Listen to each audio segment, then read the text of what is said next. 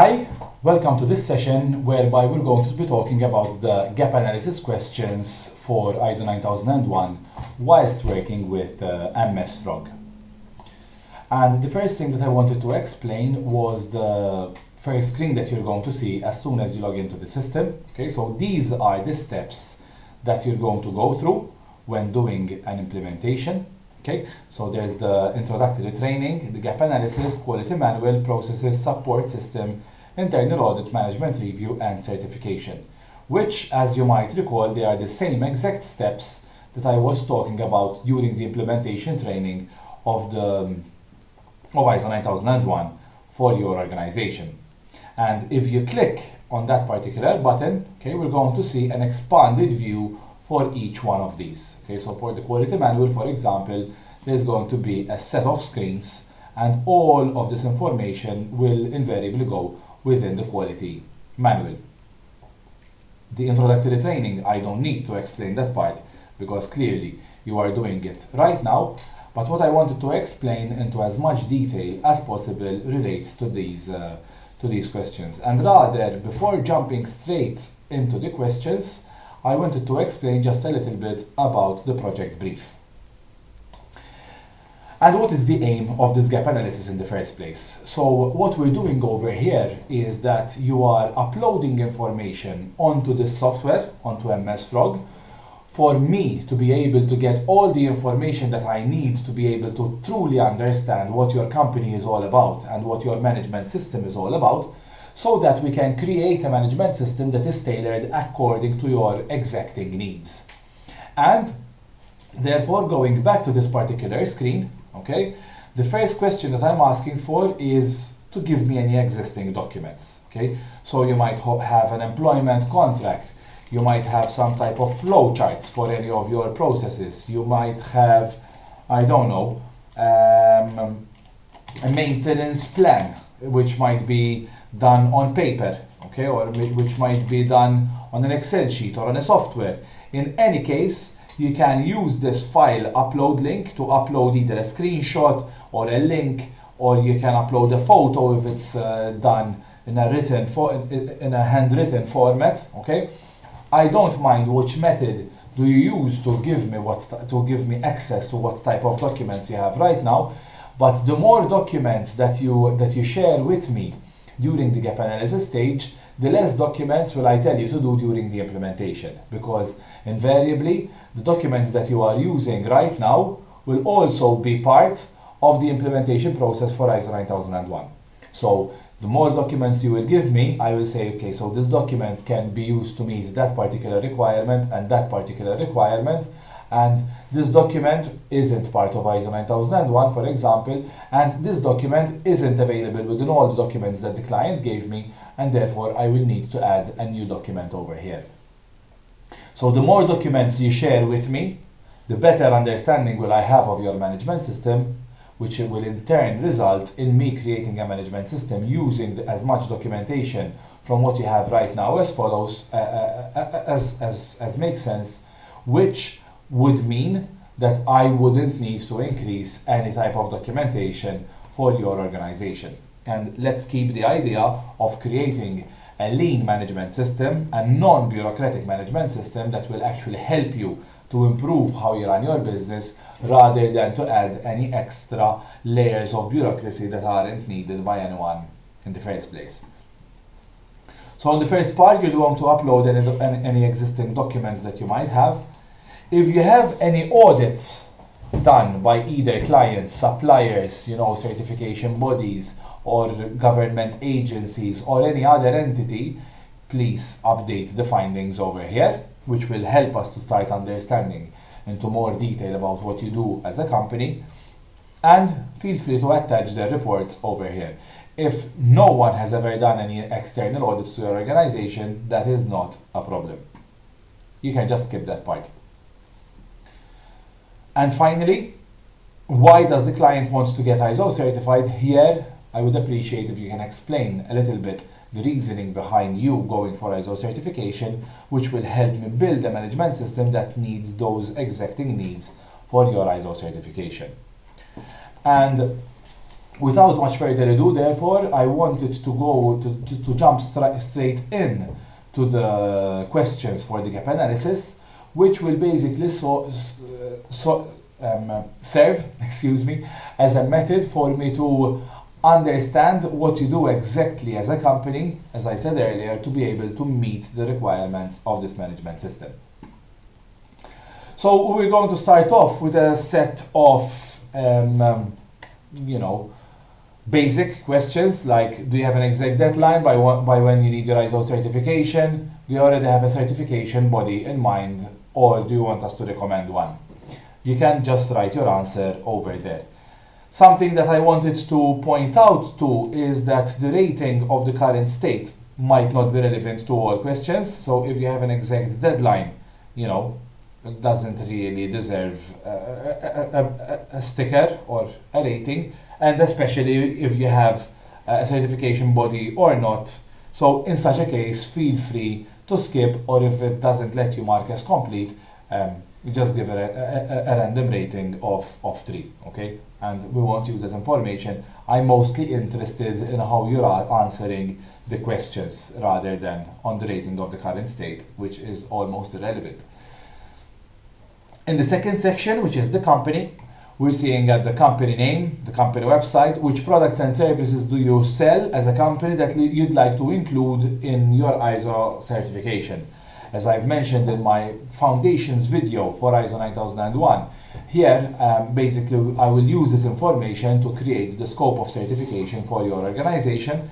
So if there are any products or services that you don't want to include within certification, feel free to just not mention them anywhere else within these gap analysis questions. And if they are being referred to in the website, maybe you can tell me, we're not going to include this, and this products or services. So I'll be able to fully understand like what your website is saying and where you want to go with this certification, apart from the description that you're giving me over here. Naturally, for all of these questions, the more detail that you go in when you're answering these questions, the better understanding will I have of your management system, and the more accurate the documentation would be. What are your strengths and weaknesses of your organization? And here, again, ideally, you involve some people within your organization to give you their feedback, because what you might see as strengths and weaknesses might not be shared with all of your colleagues, and therefore it might be a good idea to also take their input so we can create some type of a strengths weaknesses matrix that adds value to your organization and that is relevant to your exacting needs. And how does the top management demonstrate its commitment to quality, whatever you're doing in terms of top management, to understand and achieve customer requirements? You can just communicate that with me over here so I can use that information in the relevant places where that is needed. Now, in terms of customers, okay, which customer segments do you cater for? What type of customers are you working with? Do you work B2B, B2C? Which types of industries? Who do you typically speak with? If you work B2B or B2C, for maybe both of them. So this will help me to understand who are you serving. And with the second question, which problems are you solving to your customers, I will understand, what pain points you are solving, and ultimately that is what quality is all about, solving the problems of your clients. So which problems of your clients are you solving? What solutions are most important to your customers that can be achieved with your service or product? So when they're looking to buy your product or service, what do your customers look for to make sure that that your product or service meets their needs? For example, if we're talking about a restaurant, fast food restaurants, as the name implies, are looking to offer a very fast solution to give them the type of food that they want. But if you go to a restaurant where you want to enjoy a meal with a person that you haven't seen in a very long time, you wouldn't want to order your food and it arrives in 2 minutes, because then you have to eat and leave, and that dinner is ready. So In some instances, having a long waiting time for the food to arrive might actually be beneficial because that is what your clients are actually looking for. So in your case, what type of solutions, do you think that your product or service is designed in a way to meet the needs of your customers? Do you have repeat clients? And if yes, do you know what the percentage of your clients return? Okay, so if your client is your business is based, let's take the example of a restaurant once again.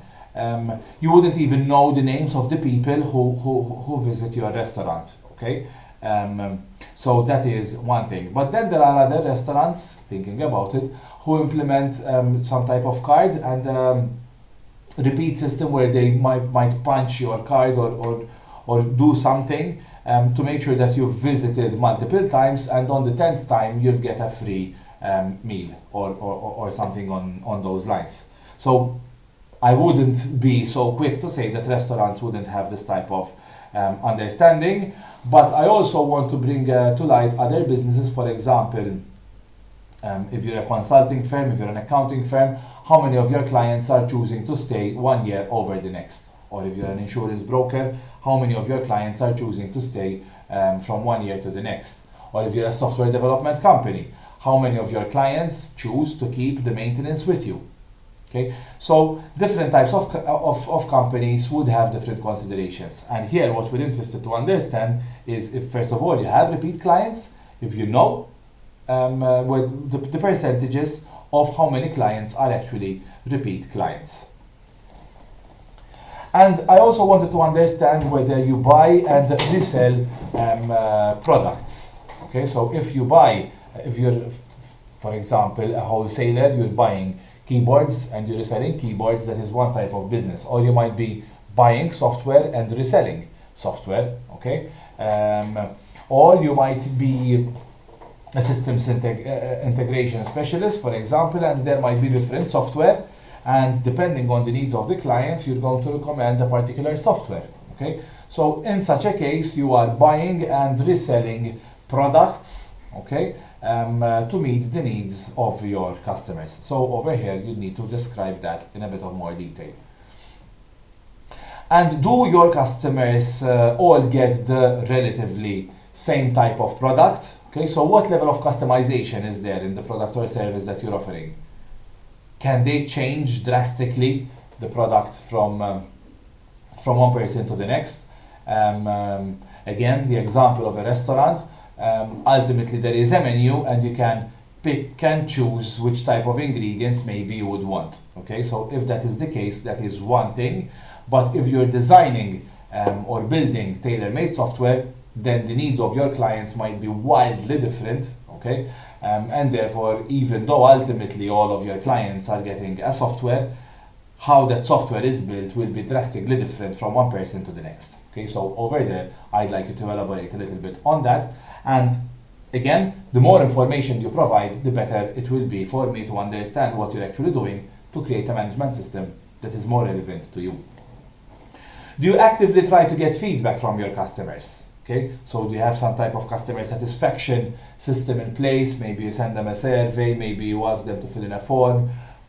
Whatever systems you have in place to try to get feedback from your customers. And if so, do you actually analyze it? Do you analyze this type of feedback that you get from your customers? The industry landscape. So how important is compliance in your industry? Like, did one of your clients or suppliers tell you to get ISO certified? What type of threats do you have in your industry? Are you subject to any audits? So here we're trying to understand, again, the landscape of your industry within compliance. Are you a compliance heavy company within a compliance heavy industry, or are you choosing to get this type of certification because you choose to? So what type of regulations is your business subject to? And here, the more information you give me, the better it will be. What type of opportunities exist within your industry? Are there a type of internal and external support that you can tap into, maybe funding opportunities, maybe you can expand into international markets, maybe you can partner up with different types of companies, or maybe you can diversify your product into different offerings. So there are different opportunities that you can consider.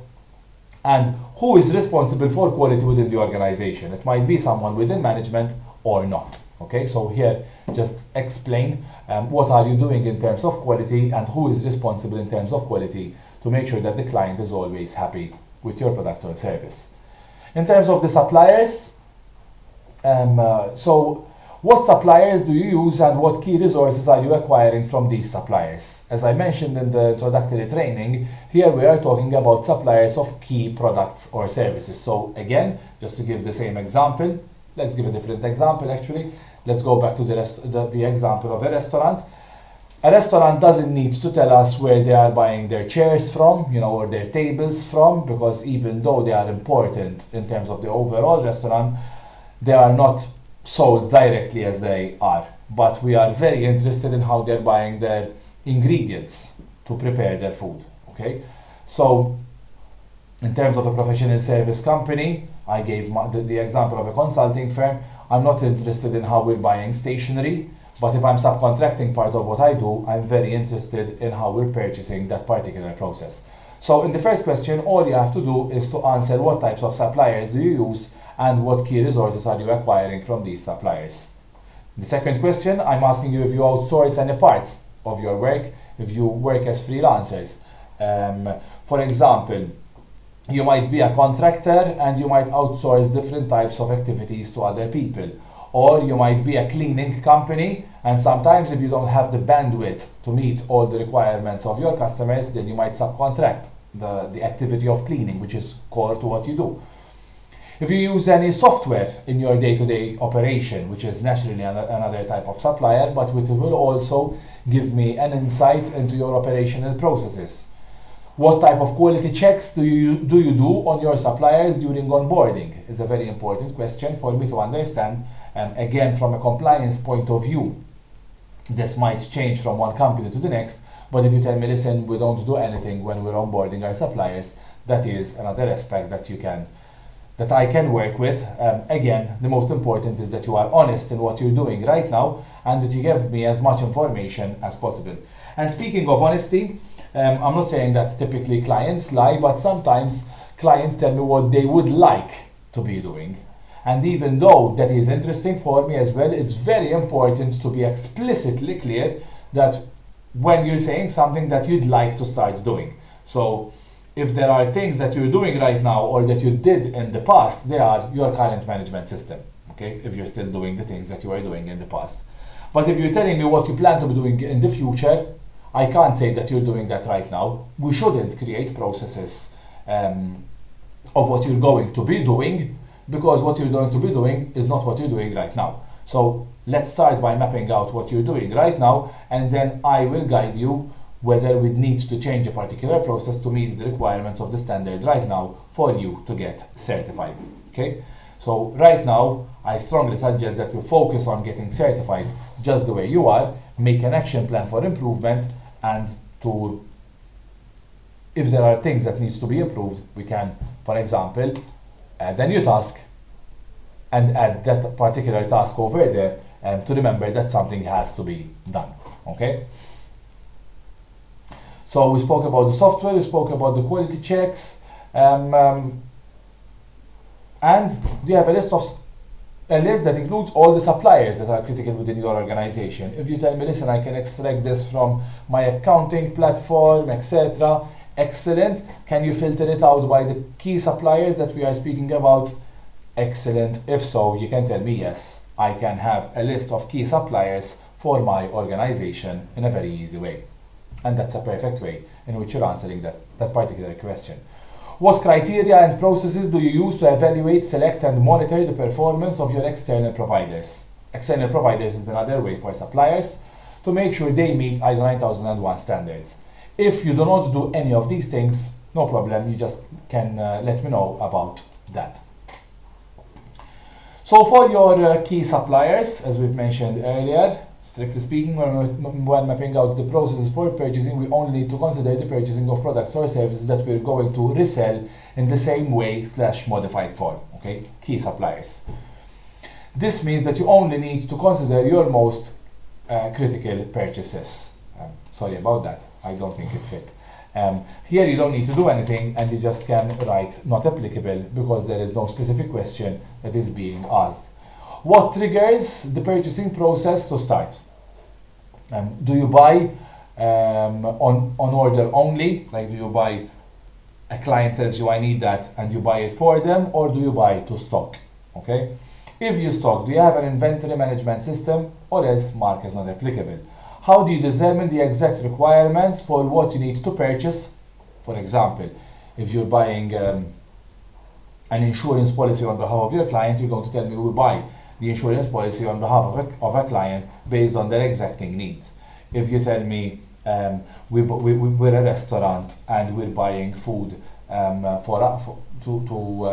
to stock, to be able to produce all the items that are available on the menu. Okay, so there are different considerations, but then I will tell you, okay, so do you have a stock system in place, and does it tell you when you have the minimum stock level has been reached, and does that trigger the process of purchasing once again?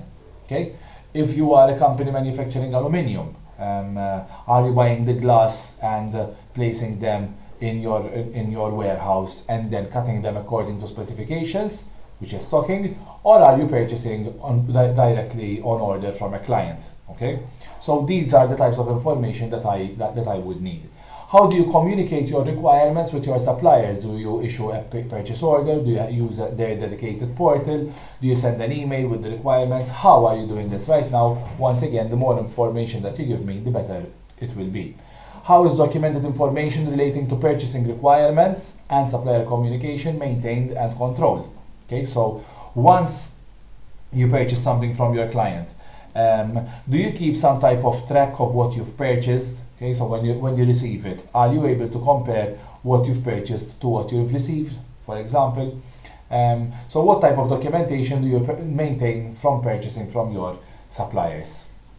When the product or service has been delivered by your supplier to you or your client, how do you ensure that it is exactly what you had purchased, it is of the quality expected? Okay, so do you check, if, let's go back to the cleaning company. If you're a cleaning company and you have not enough bandwidth within your resources to meet the needs of another client, and you send another company to do the actual cleaning, but then do you send a supervisor, for example, to check the quality of the work done?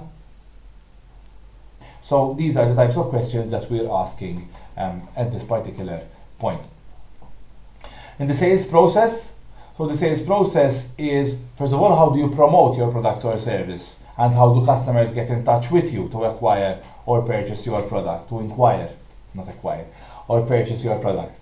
How do you keep track of your incoming requests? Do you have a CRM or an Excel sheet to handle all of your leads? And how do you understand their exacting requirements? Do you have a checklist maybe that you go through when answering, when getting information from clients? For example, if you're a software development company, this might be a very detailed and long process whereby you're defining the specifications of the software before you are able to actually issue a quote. But if you are a supermarket and someone wants to buy a carton of milk, they will be very explicit of what they want to buy. They will just place a carton of milk on your purchasing till.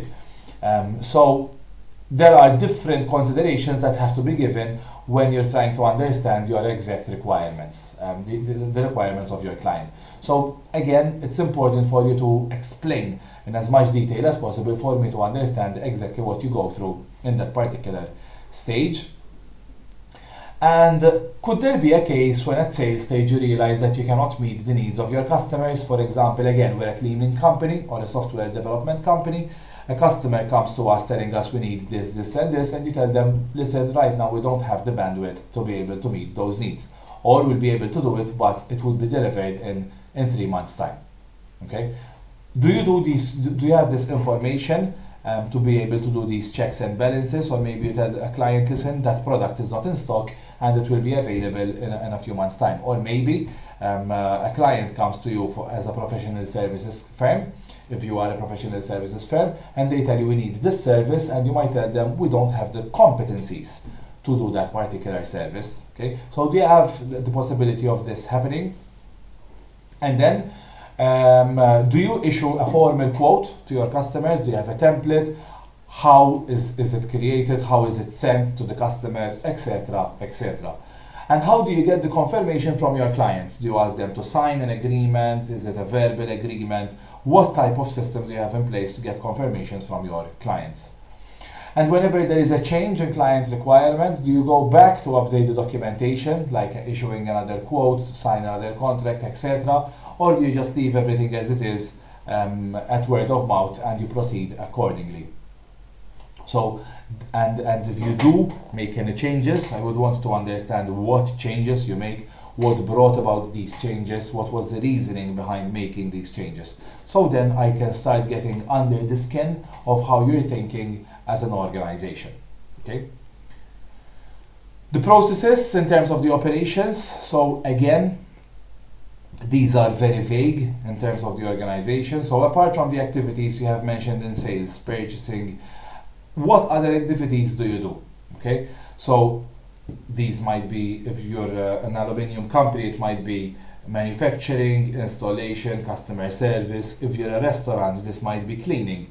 This might be the process of when a customer comes to purchase, or how we do a shift changeover, or how we plan the particular roster for employees. So these can be 1,000,001 things depending on different companies. Once again, excuse me about this, doesn't seem to have fit. Do you visit other locations apart from the office to conduct your operational activities? For example, this question is there to help me get a bit of a deeper glimpse of what you're doing as an organization. If you tell me we go to clients to do this and that, then I will start understanding what type of processes you're doing, and also for me to be able to build some of your processes. So again, the more information you give me, the better. And I'd also like to understand what type of work do you do inside the office. Okay, and again, you don't need to describe what you're doing as such, but if you can explain the different types of work that you're doing, that would help me to understand the categories of the processes that are relevant for your organization. How do you plan the activities/work that has to be done by each team? Do you have a system to assign tasks? How who is allocated what type of work, and how was that defined? Okay. Do you have any quality control processes? Do you do any types of checks on the level of service or product, or the quality of the product that you're giving to your clients? How do you ensure that you protect the integrity of the products or information that you are handling? So products if you're selling products, information if you're selling professional services effectively. A side note that I wanted to mention is that, for obvious reasons, these questions might change over time, because in pure ISO 9001 ideology, we believe in continual improvement, so we will keep on refining these questions, and we will keep on refining the product itself as we go along. Okay, so that is something important that I wanted to mention, that is slightly besides the point of these exact gap analysis questions. And when a client job is completed, does anyone give a final check before confirming completion? Like, does anyone go to say, okay, this work was done in a good way? Or maybe if you're developing a software, someone is checking the software, and someone is saying, okay, so from our side internally this is completed, and now we can ask the client to do some type of user acceptance testing. What type of systems in terms of releasing a product to a client do you have in terms of quality? And after the product or service has been delivered, do you have any obligations of things that you have to do after the sale has been completed? For example, if you have a warranty, if you are obliged to pick up the old product because of environmental regulations, what are your obligations after you have sold the product? Okay. So that is another important topic, which again is very vague and will change from one company to the next, but with that information I will be able to create a management system that is very relevant to your needs. Going on to the next section, which talks about monitoring. So if you have any KPI goals, targets for your organization, especially those relating to customer satisfaction or quality, so if you can communicate those with me, it would be great. Do you have a process to handle quality issues or complaints? And again, remember to attach any document you might have on this or any other topic to the gap analysis. So if you can attach as many documents as you can to the project brief section that I have described earlier, which can be accessed by clicking over here, the better it will be, and the more relevant the management system will be to your exacting needs. Do you currently have any type of processes, procedures, documentation available that is relevant to your organization? Please describe it over here and also attach it to that part in the project brief of this gap analysis. Do you have any type of equipment that you need to meet the needs of your customers? Maybe an office, maybe vehicles, machinery, IT systems, firefighting equipment, etc. And if you have a maintenance plan, and if so, what type of preventive maintenance is done? And naturally, when I'm asking for a maintenance plan, you have to, if you're going to answer with a yes, I would assume that that maintenance plan is actually written down somewhere. It might be even on a piece of paper, on a piece of blackboard that has been like that for the past 20 years, but it has to be written down. If it's in someone's brain, then I will take that as a no, you don't have a maintenance plan. Okay? We're not looking for information that is within people's brains. We're looking for information that if that brain had to win the lottery tomorrow and not come back to your offices, our company can still function without the information within that specific brain. Do you record planned or unplanned maintenance? And do you have any equipment that is used for measurement? For example, thermometers, pressure sensors, etc. Naturally, this type of equipment needs some type of calibration. And the last question that I wanted to, the last set of questions that I wanted to ask relates to people, which could have been the first question, because we understand that people are the most reliable and most important asset that any organization has. Okay, so here we wanted to understand how many people are available within your organization and how are they split into different departments. What type of training do you give to your employees when they join the company? And do you keep record of such training? So do you do any type of onboarding training when someone comes? Do you have any written down job descriptions? Okay, and do your job descriptions include the roles and responsibilities and the competencies that are needed by someone to do a particular task within that particular job title? Okay, do you have a copy of the different licenses, certifications and qualifications needed by a person needed to occupy each job title within your organization? Okay, so do you have evidence? If we're asking, imagine we're a coach company, so we drive coaches to take clients from one place to another. For all our drivers, do we have their driving licenses? Do we have a copy of their driving license? Do we have a copy of their work permit, if it applies? Okay, so this is the type of information that we need, because we have to have evidence, we have to have proof that a person is able to meet the competencies and the skills that are needed by a person to do a particular job. So when we're creating the duties that are needed or the skills that are needed for a particular person to do a particular job, let's not go overboard and keep things as realistic and simple as possible, and then we can achieve continued improvement as we go along over time. And the last question that I have is that, do you have any type of training plan for employees? Is there some form of continuous professional development, CPD? Are you doing something to elevate and to improve the knowledge that your employees will have, either on topics directly relating to how you work as a company, but also other topics that might expand their knowledge in some way, shape or form that might impact how they're doing their work within your organization? Once you click next, you're going to be taken to this particular screen, which, as I've explained earlier, we're not going to be using the ratings, so the information that we have right now might not add much value, but if you want to, give ratings to each particular question, then you're going to have a summary of where you stand right now in terms of a management system. Once you complete this part, I will be taking all this information, I will be creating a management system that is relevant to your needs, and then it will be your turn to review the documentation after I will have created for you. But on that topic, there will be a separate training video that you will be able to access when you come to that particular stage.